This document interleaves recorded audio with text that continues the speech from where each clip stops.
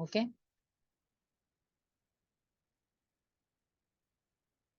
I hope it's audible for all of you. If there is any issue, please let me know in the middle. If it is audible, please thumbs up or some sign, or you can reply. And please, we request you to switch on your videos if it is possible for you. Thank you. Thank you, sir. Okay, thank you. Yeah, whoever possible, please switch on your videos. It would be nice to see your faces. Okay, so today's topic is about Yoga Nidra. Let me just share my screen.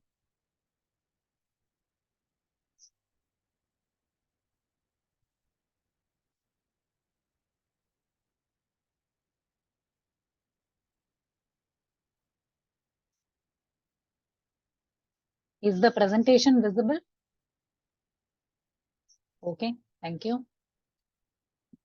So as the topic says, today is just an introduction to Yoga Nidra. No, as the way Jansi mentioned the intro about the yogic knowledge, if we take Yoga Nidra itself, it is even all the 7 oceans put together, I think it will be beyond that. So whatever possible to cover the gist of what it is about, a little bit on the origins, how it started off, and how it is we are practicing it today, and what future it holds. It's a practice with huge potential, huge untapped potential, I would say, which we will just take a glimpse into as we go through the slides. Okay.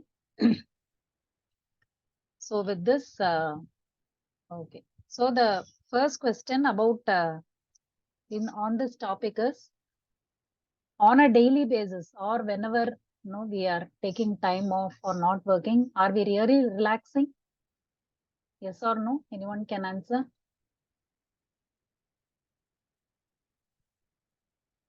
Okay, so how do we relax, or we think we relax?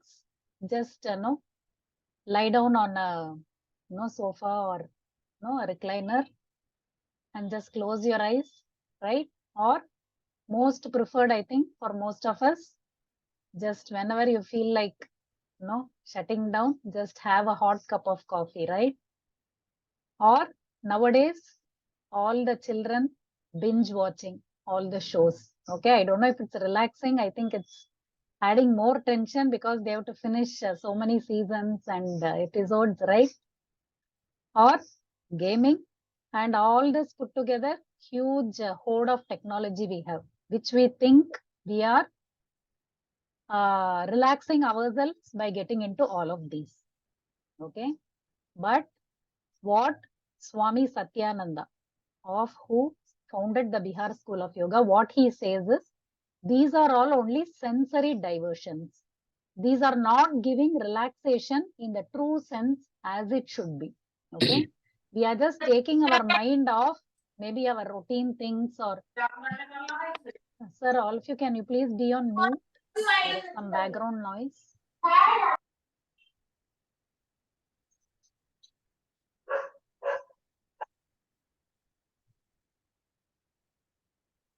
Okay, so Swamiji says that these are only sensory diversions and these are not relaxation in the true sense.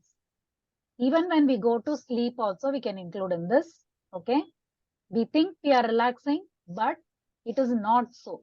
Okay, why, we will see when we go further. So what do I do about this? If I am not relaxing in the true sense, how do I get myself to relax? Okay, so what do I do? The next question will be, how can I do that, right? So the solution is Yoga Nidra, which is there are so many ways it is called. You can say it is the yogic sleep of awakening. It is the complete relaxation, tranquilization, and ultimately it also leads to connecting, integrating all aspects of ourselves, the body, mind, and the soul. Okay, so let us just quickly go into how it started. In ancient times, was this practice there? or is it something new we know only in the modern society? If you see right from our epics and Puranas, there has been mention of Yoga Nidra, but not as the practice as we know it today. Okay, right from the Mahabharata, it has been mentioned, but it is referring to the sleep of Mahavishnu in between the yugas, in between the cycles of the universe, when he is going into a sleep state. That is referred to as Yoga Nidra. I'm sorry. Sorry for the interruption. Just give me a moment.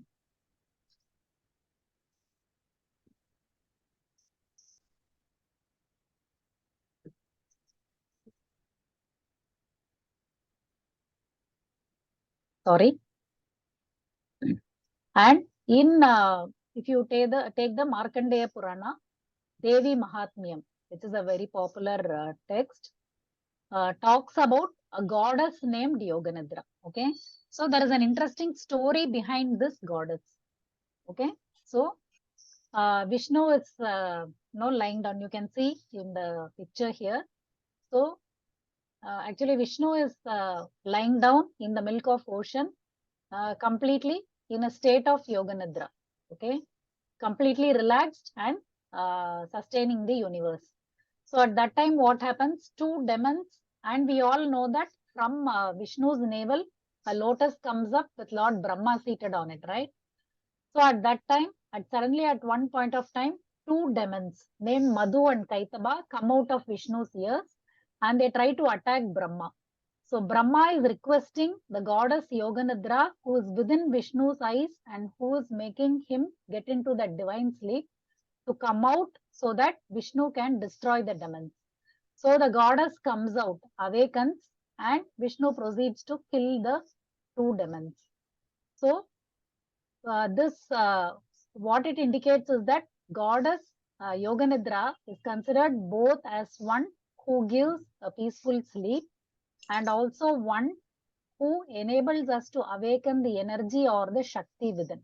So there are both manifestations of the goddess as described in this Mahatmya. It was later into the medieval ages, so-called medieval ages, after the 11th, 12th century only, that in yoga texts, Hatha Yoga texts and Raja Yoga texts, the Yoga Nidra finds a mention. But there also it is referred to as synonym for Samadhi or as a meditative technique. Even the Shaiva, the Tantra practices followed in Shaivism, Buddhism, etc. also talk about Yoga Nidra, but more from the meditative aspect. Yoga Yajnavalkya, if you see, it is describing an equivalent technique. There is no mention of Yoga Nidra, but an equivalent technique, what we are doing as one of the steps in Yoga Nidra. When we come to that, I will tell you. An 18-point body scan, 18 parts of the body, or marmasthanas they call it. A scan or awareness is taken through the body parts, leading to a state of pratyahara. And Yoga Taravali, that is the text where Yoga Nidra, as we know today, is the equivalent of that is mentioned. A special sleep, thoughtless sleep, which is filled with nothing but pure consciousness. That is what Yoga Taravali says. That is much later, about the 14th century period.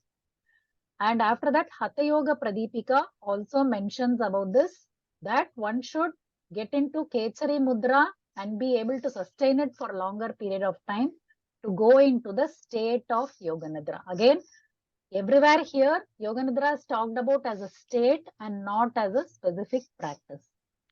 And the Hatha Ratnavali. Later, as the yoga, the yogic practices evolved, even an asana was devised by the name of Yoga Nidrasana. Okay, the asana pose, if you see, it's quite complex. We have to lock both the feet and interlock it behind the neck and keep, and the body has to lie back and rest on our legs. It is supposed to be a very good relaxation pose, though it looks somewhat complicated. So these are some of the what the classical texts talk about Yoga Nidra. Okay, this is the Eastern tradition. Now if we go to the Western traditions, what they are talking about. Initially, what reference is available is Napoleon Bonaparte. No, we all would have studied about maybe long ago in history, the famous French general. Okay, it is said that all of the wars that he fought, he won. Okay, except for the last one, I think, which was fatal, the Battle of Waterloo that we know. So, what was the secret behind his successes? How can one commander win each and every battle that he's fighting?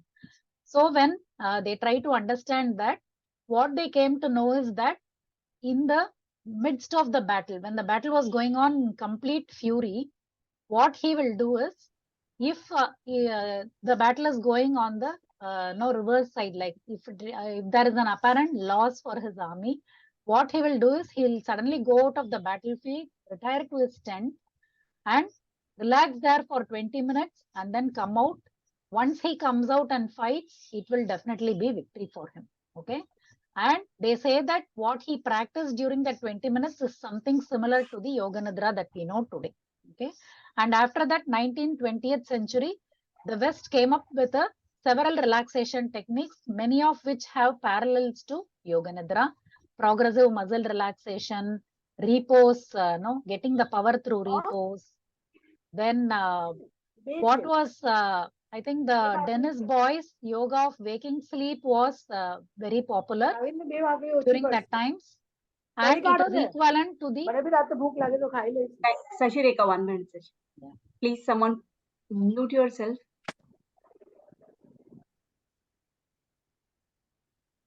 Okay. Yeah, continue. Please. Yeah.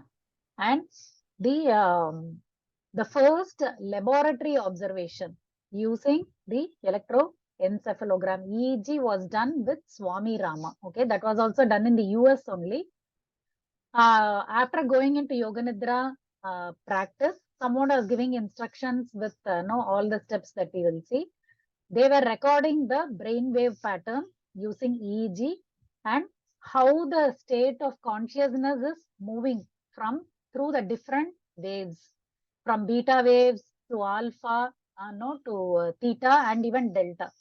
Those all were recorded. That was the first laboratory recording and observation that was done of the transition of consciousness that happens during the yoganidra practice. And later, eye rest, which is very popular today, we'll see about that, by Richard Miller. That came in much later. Okay, sir, can you please be on mute? Mekala ma'am, can you be on mute?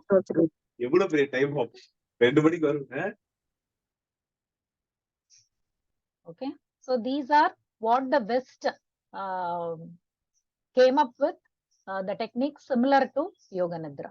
Okay, so having understood this background, now let us go into what is yoganidra. Okay, so there are two aspects to it. One is it is a specific yogic practice, which I think most of us will be knowing. So simply, if you take the word meaning, it means yogic sleep, right? Yoga is the yuj, that is the union. Nidra is nothing but sleep. So a yogic sleep, but it goes beyond that. What is the state of mind? It is at the threshold between waking state and dream state. So we can also say that it is just a state of being. There are two aspects to yoganidra. It's both a practice and it is a state of being.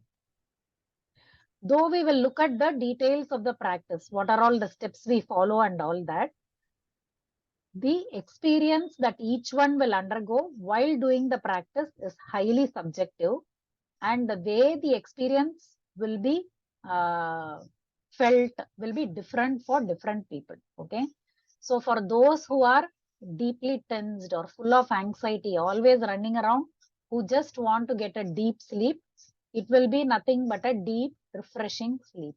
Okay, for those who have been doing the practice for a longer time, okay, they are able to allow themselves to relax more. Then they get into a state of conscious dreaming.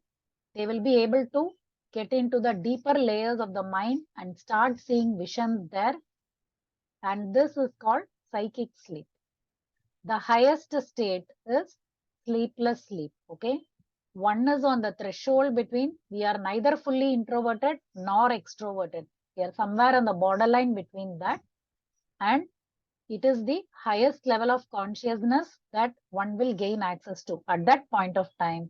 And that sleepless sleep state is said to be the highest state of yoganidra.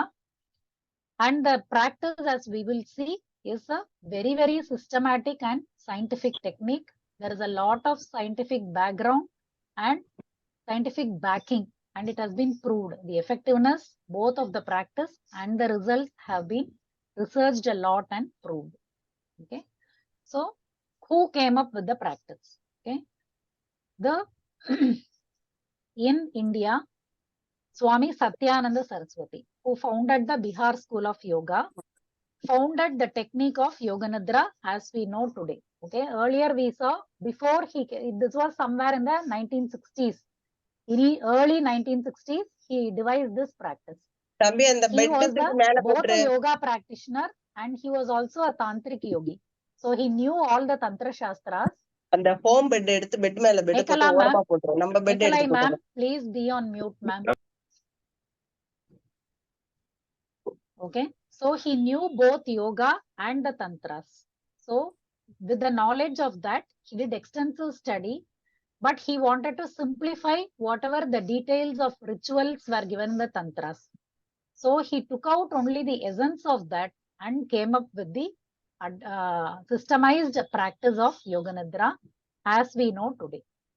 Okay, again there is a lot of conflict between like still people say that the technique which Swami Satyananda has given itself is taken from the Western relaxation techniques only. Again, that no, there are some debates going on, but the systematic approach, as we know, in the Eastern tradition was put out by Swami Satyananda Saraswati only. So what is the source? We already saw tantric practices, especially there is a practice called nyasam. Many of you might be aware of that. There are different. Nyasam means to place. So we can place either, no, you touch the tip of the fingers, okay, karanyasa, or anganyasa. Using the fingers, we can touch different parts of our body, the navel, the heart center, the throat, the space between the eyebrows, like that. It is anganyasa. Like that, there are different practices. So these were used in the tantric rituals as a purification exercise. So there are use of Sanskrit mantras, okay? For placing at each part, there is one mantra. For heart, there is one mantra. For throat, there is one mantra. But he wanted to get rid of all the dogmas or the ritualistic or religious component associated with that. He took out all that, took only the essence, so that anyone, anywhere, irrespective of culture, religion, age, or even no, into any type of sickness, they can't even get up. Even such people can do yoganidra. So it is for all the practice, as we can see. So some aspects.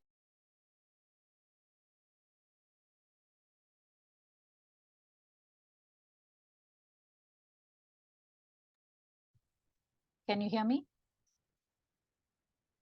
Now we can hear you. Okay. Yes. So the first and foremost and the ultimate, what we want is the mind. So it definitely works on the mind.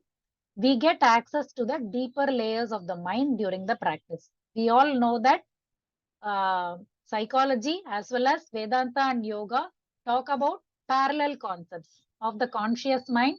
Going deeper, we have the subconscious and the unconscious layers. And we all know that the conscious is always external, driven by the senses. So the level of receptivity is low.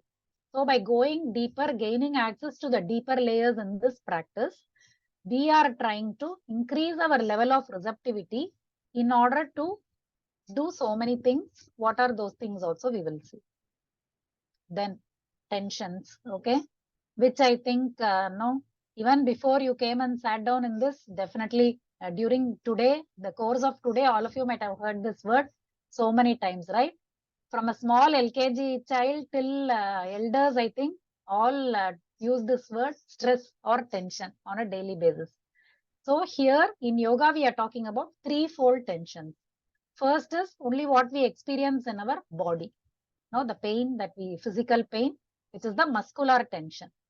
Second is to do with our emotions. When we have an emotional breakdown, or we are not able to express our emotions, or when we get overstimulated. Okay. Mental tensions are the most what we experience in the technology world. No, too much, no, overthinking, over analytical. All these leads to turbulence in the mind, which results in mental tension. So these three types of tensions will be addressed by the practice of Yoga Nidra. So just quickly, so how the mind will, as we do the practice, if we are doing it with full involvement, the state of the mind will be like iron which is in a molten state. So we can shape it or we can direct it the way we want. This is a very, very core essence of, and also the what can be achieved by the Yoga Nidra practice. Apart from the relaxation, there are multiple dimensions or multiple layers to what can be achieved by the Yoga Nidra practice. And one is very importantly, being able to mold our mind and thereby mold our lives towards the direction that we want. Okay. And there are also so many things apart from relaxation, release of tension, health and well-being also. We will again talk about the benefits at the end. So how we have to do the practice. So in Yoga Nidra, we will be moving inwards. So for that, first we have to physically prepare our body. So we need to prior practice of asana and pranayama we need to do before doing Yoga Nidra. Otherwise, the body will become restless and it can't. Predominantly, it is done in Shavasana. Okay.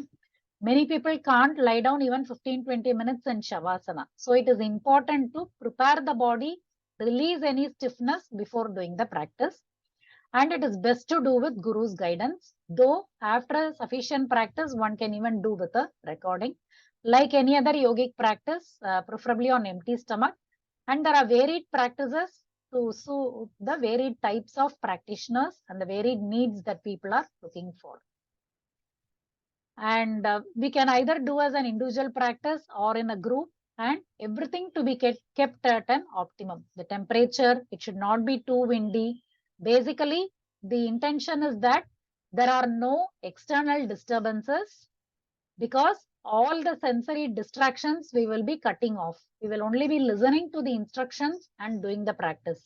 So except for the hearing, all other sensory diversions have to be cut off. So the place we are choosing should be free from strong smells or close to away from sources of food. And also the temperature, the lighting, everything has to be optimum, so that we should not doze off if it is too cozy, or if it is too bright, the mind will start wandering. So everything, the external environment to be kept at an optimum, and choose such a place for doing the practice. And of course, no physical discomfort. So the clothing, the accessories, the watches, put the phone on silent, all that goes without saying. And as the relaxation sets in, there is a tendency for body temperature to drop. So people who are doing in cooler places, we generally suggest to cover with a thin blanket before doing the Yoga Nidra practice. Okay. So what all steps does the practice have? So initially, internalization. So we are gradually moving inwards, right? We talked about moving from the conscious level of the mind gradually inwards. So for that, we need to prepare properly so that we don't become agitated, or we don't want to get out in the middle of the practice. We are able to comfortably proceed with the practice till the end. So we have to prepare the body, the breath, and the mind accordingly to get into the practice. Recommended position best is Shavasana. Those who can't do can do in a comfortable reclined position. And for especially in pregnancy and all, they can choose any comfortable position. Then we bring body and breath awareness, and generally Om chanting is given to allow the mind to relax and start getting into the practice. After that, body awareness. Awareness is taken through the different body parts. Again, it is done in a predefined sequence. We always start the technique. What we are talking about is the one devised by Swami Satyananda, which is as per the Bihar School of Yoga tradition. So we start with the right side of the body, then the left, then the back and the front, then awareness of the whole body. That's how the sequence goes in body awareness. We are, as you can see, we are gradually moving inward. After body awareness, we have to bring the awareness to the breathing. We can here, everywhere if you see, it's just awareness. There is no concentration or no focus of any type. Just we need to keep awareness. We can watch the breath in specific parts of the body, like the nostril, the throat, the chest, the abdomen. A combination of these we can give. In order to avoid sleeping, we generally ask to count the breaths so that the mind will be involved with the count and we can refrain from going into sleep.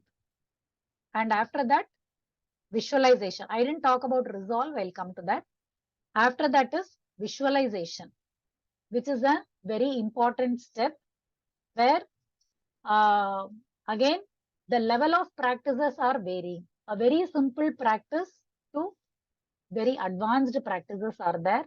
Very simple, if we start visualization, we will just name. So what is visualization? It is nothing but conscious dreaming. Okay, we are trying to create a dream by giving instructions during the practice. So that during the sleep, when we dream, what happens? We are getting access to the unconscious layers of our mind. So we are voluntarily trying to induce such a state by this step of visualization in yoganidra.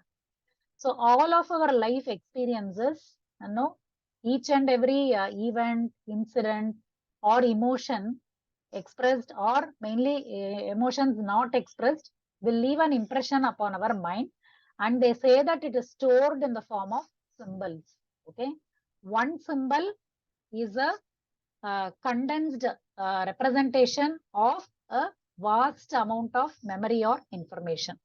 So that's why symbols are used in this visualization step to trigger the deeper layers of the mind and bring out the hidden suppressed emotions or memories or the samskaras. Okay, so different types of symbols are used. Universal symbols, like we can use any objects from nature, or with, that which is commonly known across the world, like we can use Om, or different colors can be used. Even we can give the visualization, just name different objects in a sequence, or tell it as like a story, like you take a particular scenery like a park or a mountain or an ocean and give a visualization around that. As we advance with the practice, we can go to visualizing the chakras, but all these is to be done step by step depending on the level of the practitioner. That is very, very important. Okay, now I'll come to resolve or the sankalpa. Okay, this is a very, very important step of yoganidra practice, and it is called sankalpa. Okay, any ritual we do, we generally take a sankalpa, right, to ensure that the ritual goes off as per the with what we have intended, ensuring that it is getting to completion.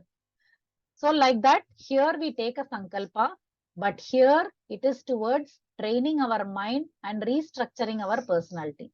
So Swami Satyananda says that it is a creator of our destiny. Okay, it is not just a petition we are placing to someone or request that we want to achieve something, but it is something that has to come deep within us. Okay, what is our objective in life? What we want to proceed towards? Accordingly, we have to decide a sankalpa and take one for ourselves. Let me give an example. Suppose someone is suffering from spondylitis, okay, back pain. They want to come out of back pain. So the highest priority at that point of time may be health. So the sankalpa takes the form of a simple, very short, positive statement that we have to tell both at the beginning and at the end of the practice. Okay. So here, if you see, the resolve we are telling before the body awareness. Like that, as part of the externalization, the last step, before we come out of the practice, after visualization, once again, we will repeat that sankalpa. And then externalization will come out again step by step. Bring back awareness to the breath, bring back awareness to the body, and then to the surroundings, and then come out. Okay. So the sankalpa, one should not rush with taking a sankalpa. We can take Guru's guidance, but ultimately we have to decide the sankalpa for ourselves. Each one has to decide what priority they have in life, what they want to achieve. It could be health, it could be relationships, or it could be even a career. You may have a work goal, you want to move towards that. But sankalpa, once we take, it should not be changed. We have to repeat the same sankalpa in the subsequent practices of yoga nidra till the desired result out of that is achieved. Only after that we can change the sankalpa. So it is important to understand the purpose and how it will work for us before taking a sankalpa and using it in the practice. Okay. So just I have given a few quotes of Swamiji to reiterate the importance that sankalpa has to play. It should be convincing to oneself. One must be able to feel it deeper. When we are telling the sankalpa in the practice, it must naturally come to us that this is what we want to do. Okay, just because someone told not to take the sankalpa, it has to come from within us and we must be fully convinced of that sankalpa. So this is a life-changing aspect and a very important aspect of rechanging and shaping our entire destiny. Okay, that is the power of sankalpa taken when we are in a complete state of deep relaxation during the practice of yoga nidra. That's how it is different from the intellectual results like New Year resolution and all that we take. There is a vast difference between such kind of resolutions and the sankalpa done during the yoga nidra practice because it gets implanted deep within the subconscious.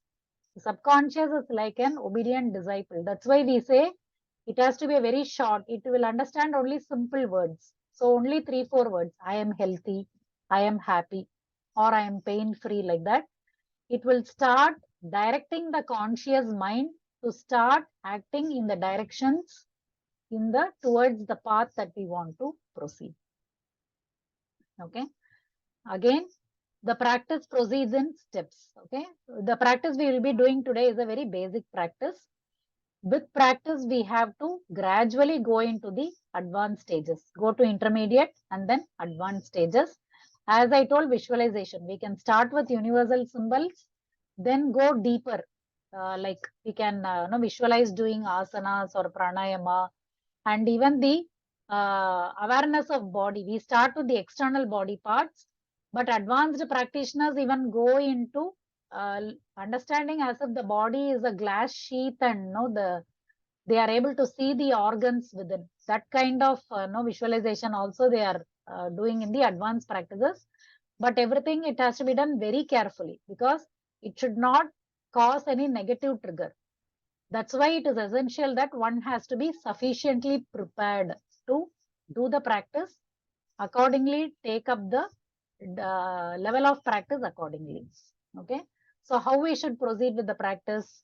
Guru's guidance is very, very essential, especially when we are doing for therapy or to overcome any problem. Definitely it has to be done with Guru's guidance. Just for simple relaxation purpose, we can listen to a recording and then do the practice. We have to start with basic practice, understand what our needs are, and if we have a sankalpa, take that and accordingly build up the practice, gradually get into the advanced levels. Okay, this is very, very important. Otherwise, if we are not prepared, we will become disturbed during the practice and the desired result we will not be able to get.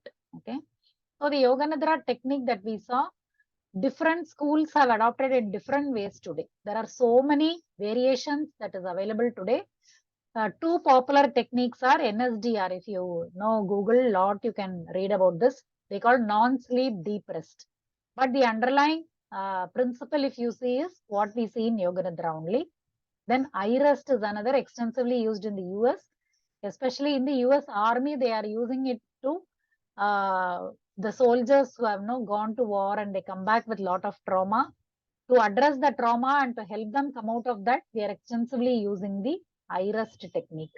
So just how the Yoganidra has evolved and how it is moving forward. Just apart from this, there are so many other variations. The sequence of body awareness, breath awareness, there are a lot of combinations that are used, different from the technique that we saw. Okay, so the benefits, just few we are seeing, it goes much beyond that. Very extensively used in therapy. All psychosomatic disorders, all lifestyle diseases can be addressed. And the addiction kind of issues, it will help to come out, because it is helping the threefold tensions we saw. Primarily addiction and drug abuse, mainly they are caused because of imbalance. We don't know how to handle the tensions. That's why as the tensions get released, it has been proved that people are able to come out of such habits also. Very favorable for pregnancy. The sankalpa, especially the mother can take, will the good things for the child, how the character of the child has to evolve.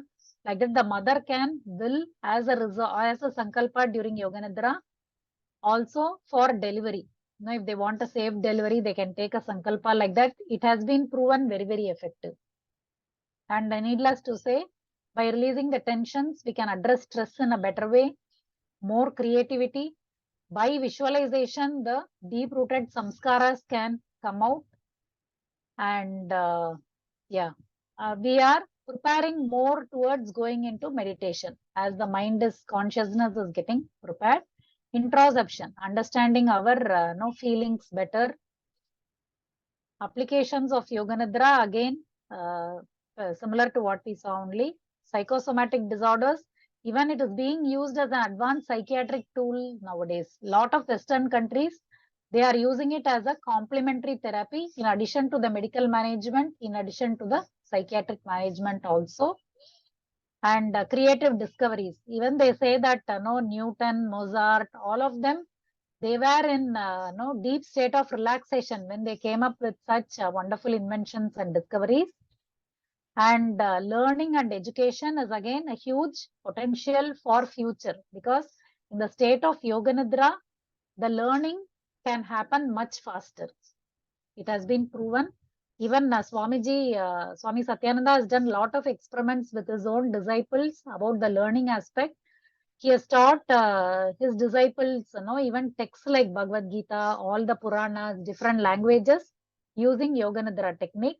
So there is a great, vast potential still untapped, I would say. Not much has been applied to education in the present world using Yoganidra. But there is one, Dr. Lozanow, they say it is a Lozanow technique. Yeah, if you can Google and see Suggestopedia, okay, you can read more about that. He has come up with techniques to how we can use it for children to increase their learning ability, and also to help address problematic children like ADHD and who have developmental disorders. How to apply Yoganidra as a learning technique for such children. Lot of such research he is doing, and he has come up with techniques. But still, it is not finding vast application. So there is a great potential going forward towards learning and education also. Apart from the relaxation, sleep, definitely. Yoganidra practice done before sleep will help to cure insomnia, and it prepares one for meditation. This is the symbolic representation in Hindu mythology. So Lord Vishnu poised in relaxation, that is Yoganidra. So what it shows is that during Yoganidra, there is a possibility. Brahma is the symbol of the unconscious. So during Yoganidra practice, there is a possibility for the unconscious to manifest. It can be interpreted that way. So with that, I think a nice summary in Swamiji's own words: the yoga of aware sleep, self-healing, and it leads to pratyahara. Among the Ashtanga, if you see, the state that Yoganidra practice will lead is towards pratyahara. That is why we say that it helps prepare us for going into meditation. Okay. So thank you all for patiently listening. If you can take a couple of minutes and quickly get ready for the practice. Preferably, no, if you could lie in Shavasana, that will be great. Otherwise, you can just reclined position on the chair or any comfortable position you can take with eyes closed. We'll do a very short practice.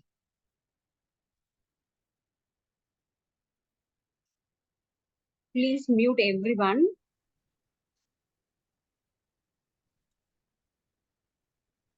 Yeah, please lie down in Shavasana if possible.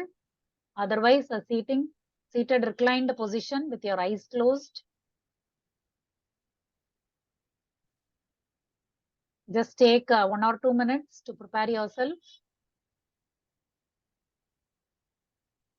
Any tight accessories or that which could cause disturbance, kindly remove them.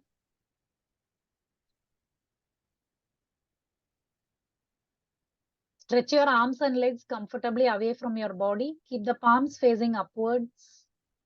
Sorry for the interruption, Shrika. Yeah. Actually, check whether your audio is okay with them, because since they will be away from the laptop or device, please check Yeah. on. Okay. When you're lying down, is it okay? Yes, ma'am. Yes, ma'am, it's Okay. okay. Thank Yeah, you. we are able to hear. Okay. So eyes closed, arms and legs stretched out. Just lie down comfortably. Make any adjustments you want to your position, clothes. Once all adjustments are made, you're physically ready. Gently close your eyes and keep them closed till I ask you to open them at the end.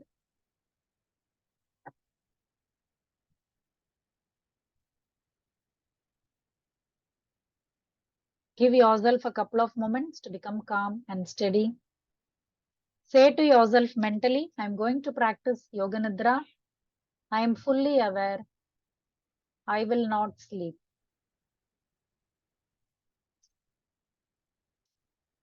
Develop awareness of your body from the head down till the tips of the toes. Mentally chant Om. Complete awareness of the whole body. Complete stillness. Your body lying still and relaxed on the floor. Once again, bring awareness to your body from the toes all the way up to the head. Once again, mentally chant Om.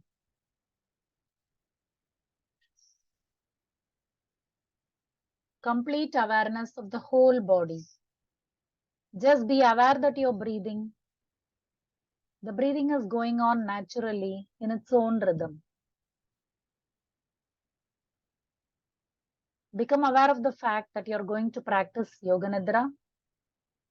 Once again, mentally say to yourself, I am fully aware.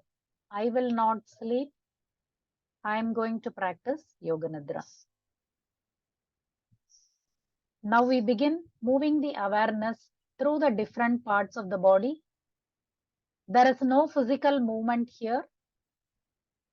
Just follow the instructions without analyzing. As I mention each part, mentally take your awareness to that part, relax that part, and just keep moving on with the flow. We begin with the right side of the body. Become aware of the right hand thumb, second finger,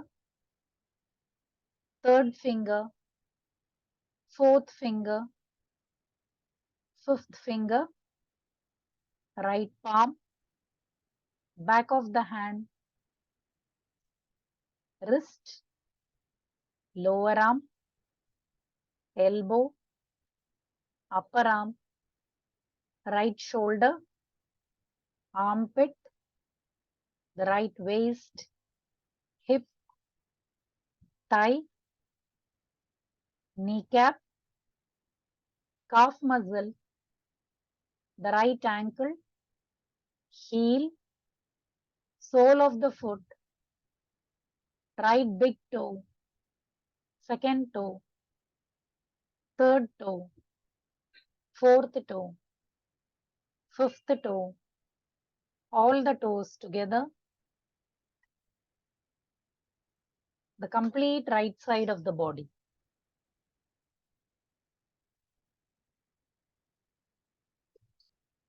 Moving on to the left side, become aware of the left hand thumb, second finger, third finger, fourth finger, fifth finger, left palm, back of the hand, wrist, lower arm, elbow, upper arm, left shoulder, armpit, the left waist, hip, thigh, kneecap, calf muscle, ankle, heel, sole of the foot, left big toe, second toe, third toe, fourth toe, fifth toe,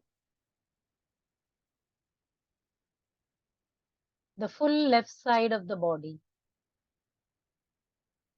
Moving on to the back side, become aware of the right shoulder blade, left shoulder blade, right buttock, left buttock, the full spine, the whole back side of the body.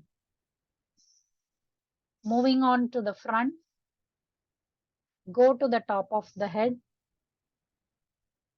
Become aware of the top of the head, forehead, right temple, left temple, right eyebrow, left eyebrow, the space between the eyebrows, right eye, left eye, right ear, left ear, right cheek, left cheek, the nose, upper lip, lower lip, chin, throat, the neck, right side of the chest, left side of the chest, middle of the chest, navel, the whole of the abdomen.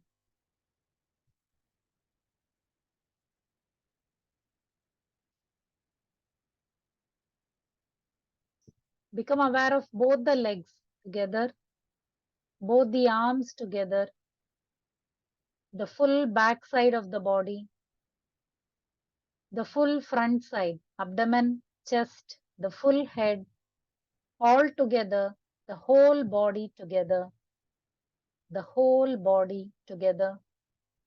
Become aware of your body lying totally still and relaxed.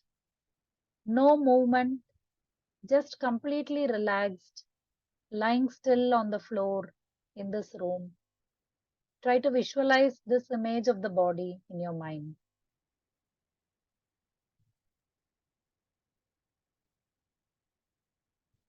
Now bring your awareness to your breathing. Just know that the breathing is going on naturally by itself in a beautiful rhythm. No need to force or change the breath.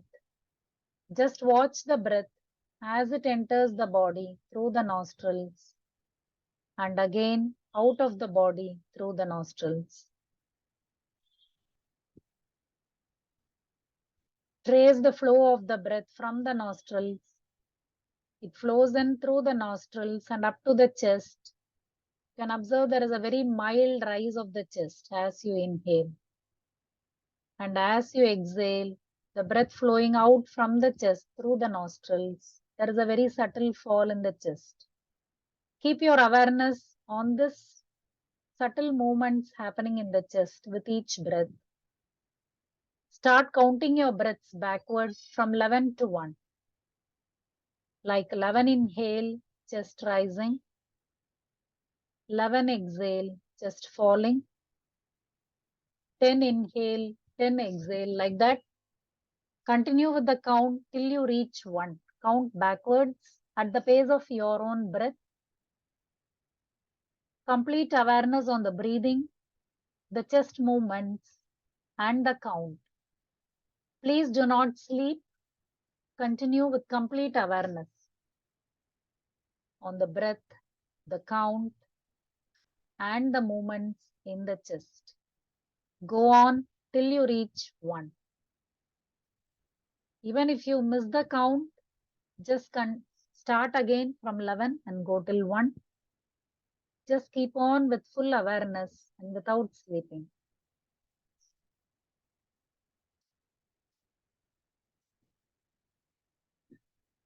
Now stop your counting and leave the breathing. We move on to visualization. I will name a number of different objects.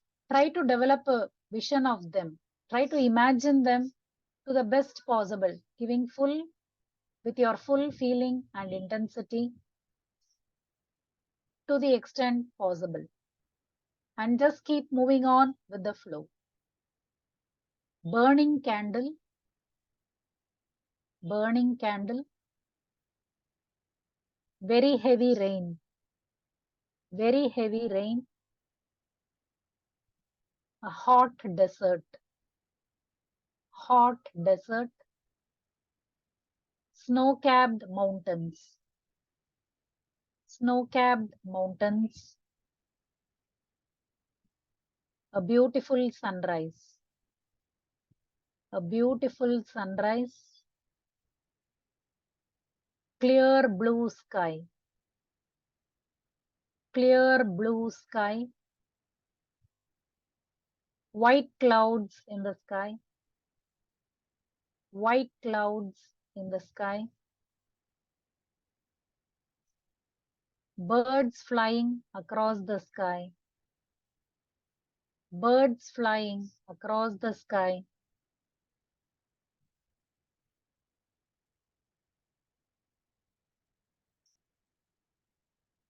stars at night, stars at night, full moon, full moon, smiling Buddha, smiling Buddha,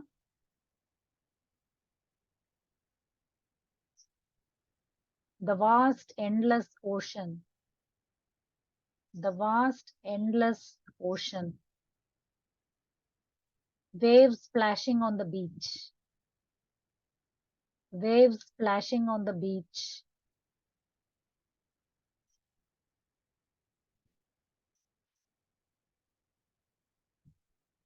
the reddish sky at sunset, the reddish sky at sunset,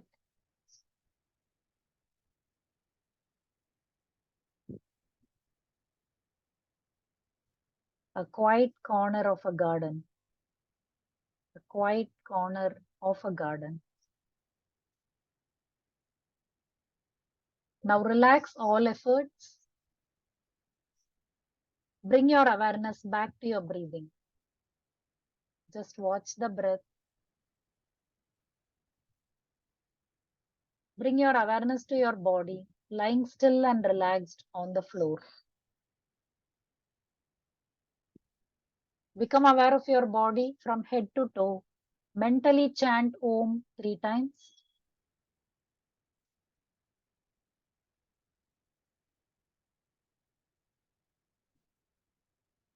Become aware of your body lying still on the floor. Bring your awareness completely outside. The body lying on the floor in this room, the four walls, any sounds that you can hear outside, become completely external. Slowly start stretching your arms, your legs. When you're sure that you're wide awake, you can slowly roll over to one side and gently come and sit up. Remain with eyes closed. Please take your own time.